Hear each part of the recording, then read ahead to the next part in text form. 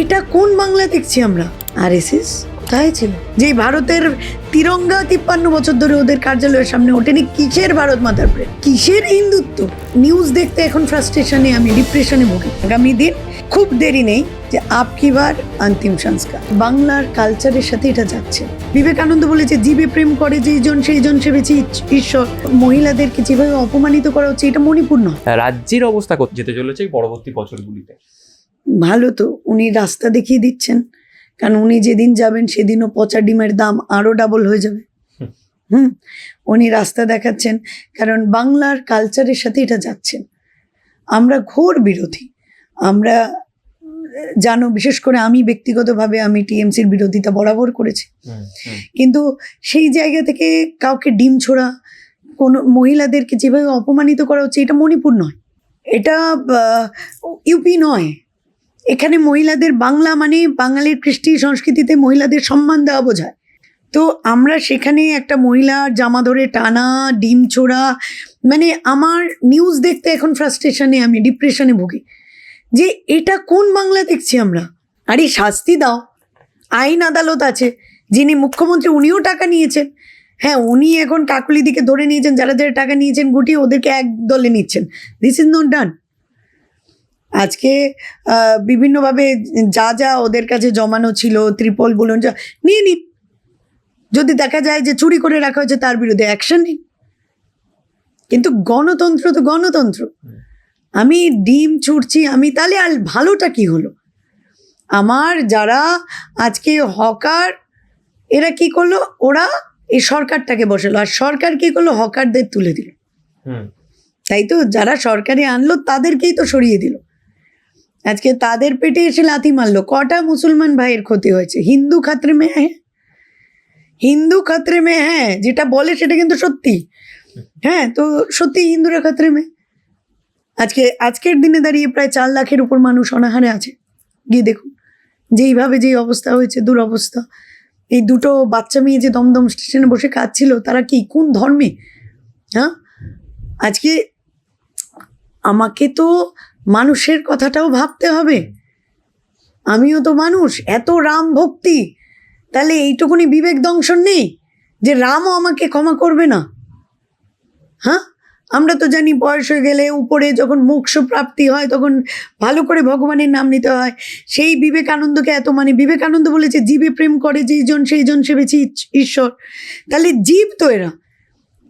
হ্যাঁ, আমরা কখনো দেখছি এই এনআরসির জন্য কত মানুষের কত ভোগান্তি। ওই একটা বাচ্চা মেয়ের ভিডিও খুব ভাইরাল হচ্ছিল, কাঁটাতারের বাইরে 2 দিন ধরে না খেয়ে পড়ে।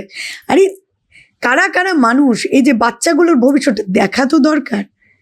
হতেই পারে, তাকে সময় দাও, তাকে বাসস্থানের ব্যবস্থা করো, ডিটেনশন ক্যাম্পে নাও, তার কোনো একটা ইয়ে করো। যদি সত্যি ইলিগাল ইমিগ্রেন্ট হয়, আর যারা লিগ্যাল আছে তাদের সাথেও একই জিনিস হচ্ছে। আজকে দেখেছো এনআরসির নোটিশটা প্রথম উত্তম কুমার ব্রজবাসী পেয়েছিল, প্রথম আত্মঘাতী প্রদীপবাবু হয়েছেন, কোনো সালিম আলী বা শমীন আলম বা আকবর আলী তো হয়নি। তো কিসের হিন্দুত্ব? আজকে ওনারা একটা জিনিস বুঝতে পারছেন না, আমাদের যে সোশিও ইকোনমিক স্ট্রাকচার বা আমাদের যে সমাজ, এটা সবাই সবার সাথে জড়িত। আমরা সেকুলার ইন্টিগ্রিটি, কথাগুলো আছে সংবিধানে। তো একজন হিন্দু যেমন মুসলিমের সাথে অ্যাটাচ, কারণ কারোর যখন কুরবানি বন্ধ হচ্ছে, যারা এটাকে লালন পালন করে বড় করছে গোমাতাদের, হ্যাঁ, তাদের কাছে তো এটা রোজগার। কারণ কি, তোমাদের দিল্লি থেকে ফান্ডিং আসছে, কোথা থেকে কি ফান্ডিং আসছে, তুমি 10 জনকে মা ডেকে নিতে পারো, কিন্তু আমার নিজের মাকেই আমি খাওয়াতে পারছি না, আমি গরুকে কি মা ডাকবো? এই গোয়ালা ঘোষেরা বুঝেছে এবার কি বিপদে পড়েছে। তো হিন্দু খাতরে মে হ্যাঁ, আমরা হিন্দু অন্ধভক্ত যারা আজকে পট্টি পরে আছে, 2 দিন বাদে ওরাও দেখবে, পট্টি খুলে গিয়ে যখন দেখবে, আরে ভাই জয় শ্রীরাম বললে তো 3 টাকা কমছে না পেট্রোল ডিজেলে।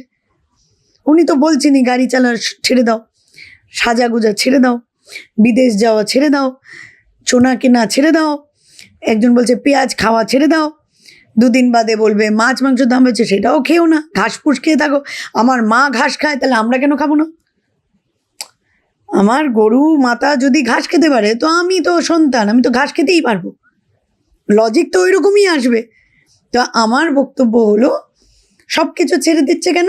আচ্ছে দিন তো আসছে না, বলছে বুড়ে দিন আনে वाले। क्योंकि मोदी जी जाने वाले हैं, মোদি জি সেটা জানেন যে মোদি জি জানে वाले हैं, বুড়ে দিন আনে वाले। আমরা দেখবো এর থেকে বুড়া আর কি হতে পারে, হ্যাঁ, এর থেকে বুড়া আর কি হতে পারে। আজকে যুব সমাজ যেটাকে আমি মাইনরিটি বলে মনে করি, মাইনরিটি যদি থাকে ভারতবর্ষে সেটা হলো শিক্ষিত লোকেরা। এই যে যুব সমাজটা যারা শিক্ষিত এরা মাইনরিটি। আজকে এরা বুঝেছে যে রাজনীতি, সবাই বলতো আমরা রাজনীতি করি না, আমার জীবন মানে জি বাংলা আর অন্দরমহল মানে স্টার জলসা। আজকে এরা বুঝতে পারছে আজকে কেন একটা যুব সমাজের লোক, মানে একটা ছাত্র বা একটা ইয়াং জেনারেশন, কেন আমরা নিজেদের ককরোচ বলছি। ককরোচকে দেখে আমরা 10টা লাফ দিয়ে পেছনে যেতাম, আজকে কেন এত আপ্লুত ককরোচ নামে। মানে আপনাকে ওই প্রত্যাবর্তনটা বুঝতে হবে। মানুষ বুঝে যাচ্ছে, কিন্তু মোদি বুঝেছে তার সময়সীমা কমে আসছে, তো করে নিক এখানে পিপিলিকার পাখা উড়ে, মানে ওড়ে মরিবার তোরে। তো দেখা যাক কী কী করছে। আপনি দেখবেন এখন তো আরও দেখছি যে শিক্ষামন্ত্রী যারা হয়েছে, আপনি দেখবেন ধীরে ধীরে তো সবই ম্যানিপুলেট হবে। ইতিহাস শুধু আমাদেরকে শ্যামাপ্রসাদকে বলবে যে যার কোনো রকম কৃতিত্ব নেই। হ্যাঁ, তো স্বাধীনতা যে আনলো তার কথা, মুসলমানদের উপর যেই ঘৃণা বিদ্বেষ, আমরা এটার ঊর্ধ্বে ভারতবর্ষ ছিল, জাতপাতের ঊর্ধ্বে, ধর্মের ঊর্ধ্বে আমাদের একটা ভ্রাতৃত্ব।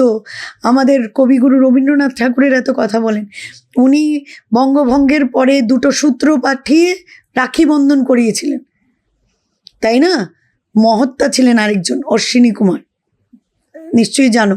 তো সেই জায়গায় দাঁড়িয়ে এই বাংলায় আজকে এই মানে ব্যবহার, এই অত্যাচার, এই অনাচার হচ্ছে, তো তার একটা শেষ তো কোথাও আছে, শেষ হবে, দেখবে। আচ্ছা, যদি একটা প্রশ্ন, যে নিট প্রশ্নপত্র ফাঁস, একটি ছাত্রী দীর্ঘ বছর ধরে পড়াশোনা করছে এবং ভালো টাকা বিনিয়োগ করে তার পেছনে লোন নিয়ে এমনকি পড়ছে, তারপরে পরীক্ষা দিতে বসছে, তখন দেখতে পাচ্ছি টাকার বিনিময়ে প্রশ্নপত্র ফাঁস হয়েছে। এমনকি আমরা দেখলাম সুসাইডের ঘটনাও ঘটলো। কি বলবে বিষয়ে? এটা তো নতুন নয়। শিক্ষাটাকে কোথাও ধামাচাপা দেওয়ার চেষ্টা।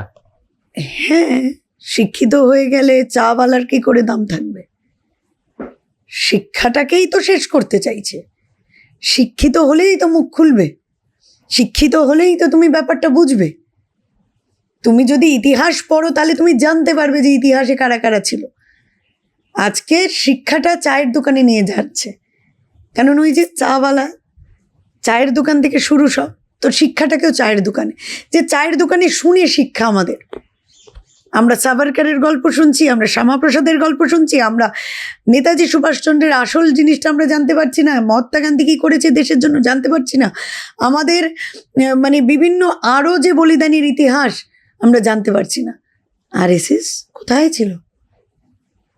ছিল? কিসের ভারত মাতার প্রেম? যেই ভারতের তিরঙ্গা 53 বছর ধরে ওদের কার্যালয়ের সামনে ওঠেনি, কিসের ভারত মাতার প্রেম? হ্যাঁ, তো আজকে এই ইতিহাসটাকে চায়ের দোকানে নামানোর যে কাজ আমাদের প্রধানমন্ত্রী করছেন, তো সেই ক্ষেত্রে আপনি দেখুন না 2014-তে আপনি পরপর দেখুন কতবার স্ক্যাম হয়েছে শিক্ষাক্ষেত্রে। এটা তো নতুন কিছু নয়, ব্যাপারটা বুঝতে হবে। শিক্ষিত হলে শিক্ষাক্ষেত্রে নিবেশ করবে, যার যেটা কাপ অফ টি। হ্যাঁ, আমি পোস্ট গ্র্যাজুয়েট করেছি, আমি চাইবো যে আমার ছেলে মেয়ে, আমার পাশের বাড়ির ছেলেটা যাতে গ্র্যাজুয়েট করে। এখন অন্য কেউ, আজকের দিনে দেখুন এদের এতটা নিম্ন রুচি, কারণ কি আমার বাড়ির কাজের দিদিটাও চায় তার মেয়েটা মানুষের মতো মানুষ হোক, পড়াশোনা করুক। হ্যাঁ, এই যে বললে গরিব, মানে সর্বস্ব দিয়ে ছেলেকে পড়ালো, কিন্তু ছেলে এই অবস্থা।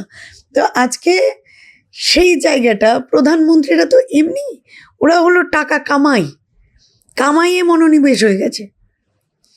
আজকে যিনি অর্থমন্ত্রী তার হাজবেন্ড বলছে যে ইকোনমিক্স ওনার কাপ অফ টি নয়। আজকে যে কিনা নিট ডাক্তারি দিয়ে কত কামাতে পারবে, তুমি ডাক্তারি পড়ে কত কামাবে? যারা মুখ্যমন্ত্রী প্রধানমন্ত্রী হচ্ছে কত কামাচ্ছে বিনা ডাক্তার হয়ে? তো সেই জায়গাটাই নিতে হবে। জাপানে, চীনে, আমেরিকায় যাকে বাবা ডাকে, হ্যাঁ, সেখানে সেই ব্যবস্থা তো নেই। আজকে এখানে একের পর এক স্ক্যাম। ভারতের এরকম দুরবস্থা কোনোদিন হয়নি কোনো কাল। একটা সময় ছিল পুরো ওয়ার্ল্ডে রিসেশন নেমেছিল, ভারতে হয়নি। আর আজকের দিনে দাঁড়িয়ে মানুষকে একের পর এক ললিপপ খাইয়ে যাচ্ছে, ভাই ওখানে দাম বাড়ছে তাই এখানে করছি। তো এই গল্পগুলো তুমি জানতে না, এখানকার মুখ্যমন্ত্রী জানতেন না? উনি বলেননি যে আমি আসলে 450 টাকা করে দেবো, আমি আসলে বিদ্যুতের দাম কমিয়ে দেবো, আমি আসলে পেট্রোল ডিজেলের যে সেস নেওয়া হয় সেগুলো ছেড়ে দেবো? বলেনি। তাহলে আজকে কিসের জন্য? বুলডোজার সরকার। আমরা বহুদিন বলেছিলাম যে সতর্ক হতে, এরা মানুষের ভালো করতে পারে না এই সরকারটা। হ্যাঁ, তো যেগুলো সাম্প্রদায়িক ইস্যুভিত্তিক দল, সংঘ পরিবারের সাথে যুক্ত, কমিউনাল, যেমন প্রত্যেকটা দলের ছাত্র সংগঠন থাকে, কেউ এসে পায়, তারা শিক্ষার জন্য কথা বলে। গুগলে সার্চ করো তো এবিভিপির আসল উদ্দেশ্য কি, আমি আর বললাম না, সবটা জানা। তাই যতদিন ভারতবর্ষে এইরকম একটা দল থাকবে, ভারতবর্ষের ডেভেলপমেন্ট তো ছেড়ে দাও। তবে যাই হোক, যেমন তুমি চীনের কথা বললে, জাপানের কথা বললে, আমিও তোমায় দুটো দেশের কথা বলি। আমি শ্রীলঙ্কার কথা বলবো, নেপালের কথা বলবো, বাংলাদেশের কথা বলবো। এইভাবেই মোদিজির পতনও হবে। ককরোচ রাস্তায় নেমেছে, আমরা পাশে আছি, আমরা সাপোর্ট করব। কারণ কংগ্রেস এমন একটা দল, সে সারা জীবন স্বাধীনতার লড়াই এবং মানুষের কথা বলার চেষ্টা করেছে।